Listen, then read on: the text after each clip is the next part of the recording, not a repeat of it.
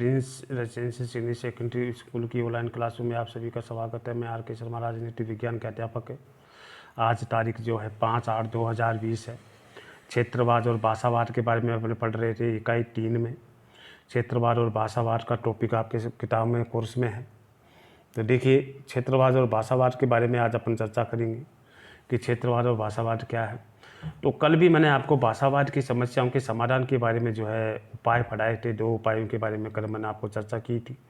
आज जो उपाय जो है भाषावाद के उपायों के बारे में आज चर्चा करेंगे कि भाषावाद के उपाय जो हैं और तीसरा उपाय कौन सा है, ताकि भाषावाद की समस्याओं को दूर कर सकें। तीसरा जो है लोगों में जागरूकता पैदा करना। तीसरा जो भाषावाद की समस्याओं का समाधान करने का उपाय जो है वो है लोगों में जागरूकता पैदा करना। लोगों को भाषा के विषय में जागरूक बनाने के लिए अनेक अभियान और शिविर लगाने चाहिए या आयोजन किया जाना चाहिए, जिससे कि लोगों को उचित जानकारी प्राप्त हो सके। तो बहुत अच्छी बात कही है कि भाषावाद की समस्या को दूर करने के लिए हमारे पास लोगों को जागरूक करना होगा। अगर लोगों को जागरूक ज़्यादा करोगे या जानकारी लोगों को दोगे तो इससे क्या होगा, हमारी भाषा के प्रति जो है लोगों का विचार बढ़ेगा और हिंदी भाषा को अधिक से अधिक महत्व दिया जाएगा और लोग हिंदी भाषा का अधिक से अधिक इस्तेमाल करेंगे। तो हमारे देश में जो भाषावाद है ना, वो समस्याएं दूर हो जाएगी।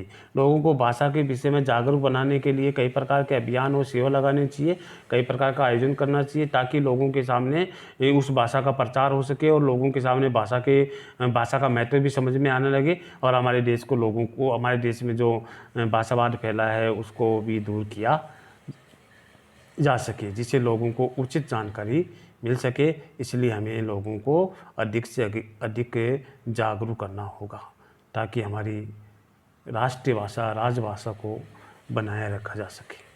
चौथा है आंग्ल भाषा का सीमित प्रयोग होना चाहिए, कि प्रशासनिक कार्यों में और अन्य सार्वजनिक कार्यों में आंग्ल भाषा का प्रयोग अनुवाद के रूप में तक ही सीमित होना चाहिए। तो आंग्ल भाषा जो इंडियन जो भाषा और भी भाषा है, विदेशी भाषा है, उन सभी को जो है समाप्त कर देना चाहिए और हमारी भाषा का महत्व ज़्यादा बढ़ाया दिया जाना चाहिए। इसके बाद है त्रिभाषा सूत्र का प्रयोग। हिंदी, अंग्रेजी और अन्य भाषाओं में सभी सदस्यों के लिए उपयोगी परिभाषाओं में से इन भाषाओं का प्रयोग पर बल दिया गया है। इसमें कहा गया है कि हिंदी अंग्रेजी भाषा तो है ही है, अन्य भाषाओं को सभी के लिए उपयोगी प्रतियोगिताओं में भी अन्य भाषाओं का भी प्रयोग किया जा सकता है, अन्य भाषाओं को महत्व दिया जा सकता है। इसे त्रिभाषा सूत्र का प्रयोग किया जाता है। हिंदी अंग्रेजी के अलावा तीसरी भाषा का भी सदस्य प्रतियोगिताओं में या कंपटीशन में या परीक्षाओं में प्रयोग कर सकता है या यूज कर सकता है।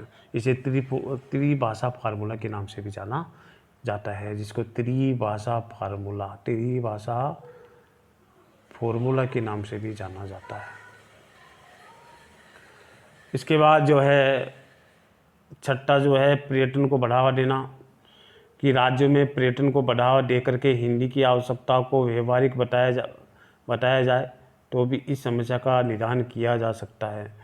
पर्यटन को बढ़ावा देंगे और जो विदेशी लोग आएंगे या पर्यटन जो देखने के लिए आएंगे तो वो अपनी भाषा का उनके सामने प्रयोग करना चाहिए, ताकि लोगों को हमारी भाषा का मालूम चले और लोगों को अधिक से अधिक जो है हिंदी भाषा का प्रचार किया जा सके ताकि हमारी समस्याएं दूर हो सके। जो हमारे सामने भाषावाद की समस्या है वो ऑटोमेटिक दूर हो जाएगी।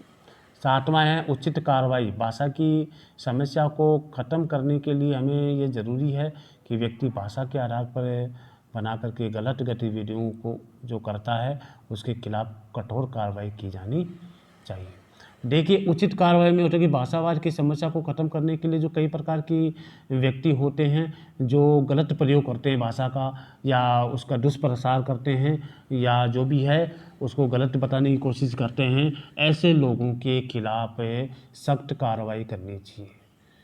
ऐसे लोग जो दुष्प्रचार करते हैं भाषा का, ऐसे लोगों के साथ कठोर कार्रवाई होनी चाहिए ताकि भाषावाद नहीं पनपे। ऐसे लोगों पर स्ट्रिक्टली कार्रवाई होनी चाहिए, स्ट्रिक्ट कार्रवाई होनी चाहिए ताकि वो दुष्प्रचार नहीं करें। आठवां है सांस्कृतिक और शैक्षणिक गतिविधियों में जो है हिंदी का अधिक से अधिक प्रयोग होना चाहिए। तो देखिए, आठवां जो पॉइंट है वो है सांस्कृतिक और शैक्षणिक गतिविधियों का विस्तार होना चाहिए।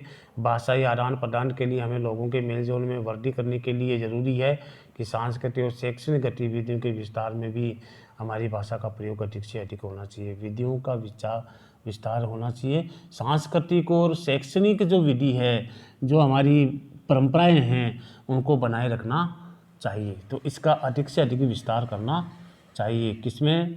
संस्कृति में, सांस्कृतिक कार्यक्रम में या शैक्षणिक गतिविधियों में अधिक से अधिक इसका प्रचार होना चाहिए।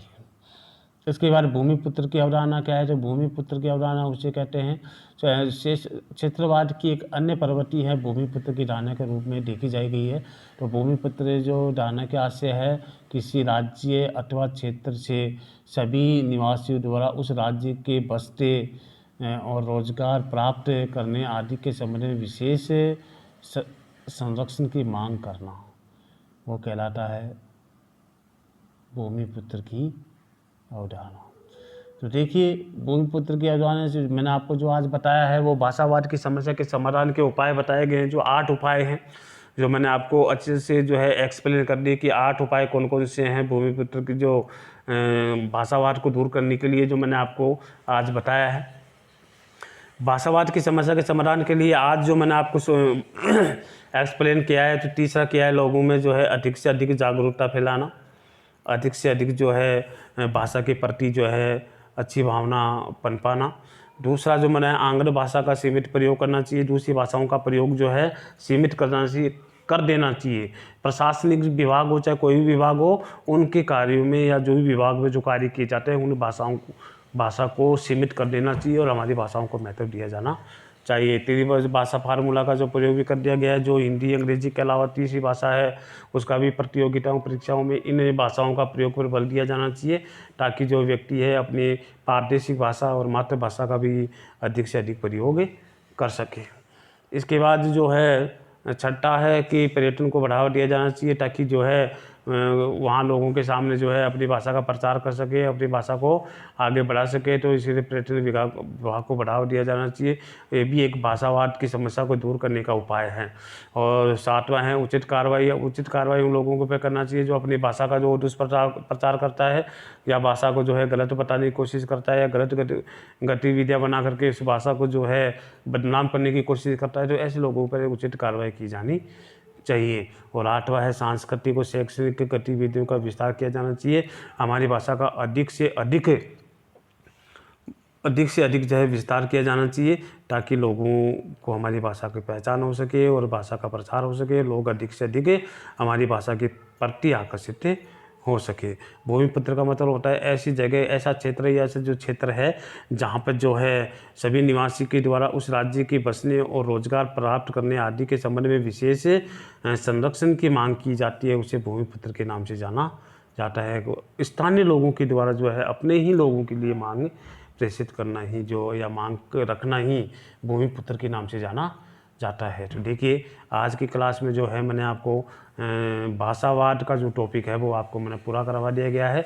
भाषावाद उत्पन्न होने के कारण मैंने आपको बता दिए हैं, और भाषावाद के उत्पन्न होने या उस उत्पन्न होने वाली समस्या को दूर करने के उपाय भी मैंने आपको 8 उपाय बता दिए गए हैं और अच्छे से एक्सप्लेन कर दिया है। और कोई समस्या हो तो आप मेरे से संपर्क कर सकते हैं। किसी प्रकार की कोई समस्या है तो आप मेरे से संपर्क कर सकते हैं। आपकी समस्याओं का समाधान करने की कोशिश करूँगा।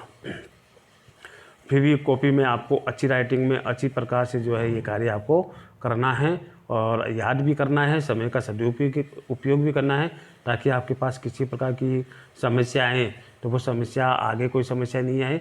तो इस प्रकार आपको याद भी करना है और समय का सदुपयोग करने से क्या है, आपको समय का सदुपयोग भी हो जाएगा, अच्छे से याद भी हो जाएगा, आपकी आगे की एग्ज़ाम में जो है अच्छे मार्क्स भी आने की संभावना भी बढ़ जाएगी। इसलिए आपको अच्छी तरीके से नोट्स कार्य करना है।